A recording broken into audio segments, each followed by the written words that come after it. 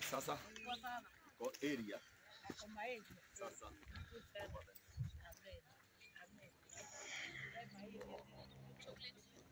Nyanyo. Nyanyo oi.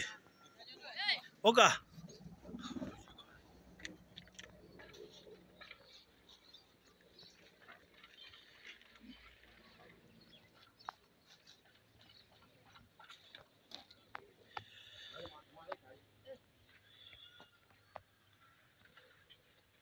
Goro liye kwanyu.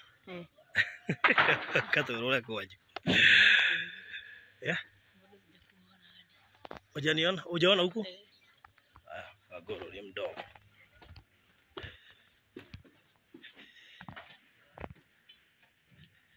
Haya, mimi sitaki kukuelezea sababu hapa ndio sitting, hapa ndio dining, huko ndio kitchen, huko mbele.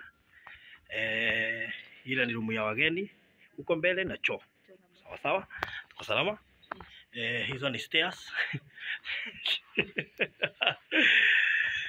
Haya, kuna prayer room. Nitakuonyesha ni gani, sikubuki. Huku ni kwa mom. Ndio, nakumbuka. Hapa ni kwa wardrobe. Staki upande juu usishtuke. Acha tufike hapo. Wewe kwanza uende ukasome, si ndio? Yes. Unaona aje? Poa kabisa na furahi kabisa. Poa kabisa? Yeah. Ushafurahia? Kabisa. Sasa imagine utakuwa unaishi hapa. Unasomea wapi by the way? Ni international school iko campus. Uko class? Niko form 3. Sasa nimeingia. Mimi naongea kuhusu class. Yes. Lakini sasa nimeingia section nyingine curriculum ya nini? Ya majuu. British. Majuu. Inaitwa IGCSE. IGCSE. Yeah. So niko ya 10. Yaani wewe usomi curriculum ya Kenya? Yeah, somi curriculum ya Kenya tena. Sasa unajua ukianza kusema usomi curriculum ya Kenya si utakataa hata urafiki wetu juu si tuko na curriculum ya Kenya. Wewe uende usome utie bidii. Yeah. Ndio at least pia tu. Kwa hivyo hata nini system yenu ni tofauti sana na CBC. Ni tofauti sana. Juu huku Kenya tunasoma 844. 844 bado haijaisha kabisa. Kuna wenye wako sijui kama wako class 6 kwenda hivyo. Alafu sasa tu shift ndio officially tukue na CBC. So when ya IGCSE.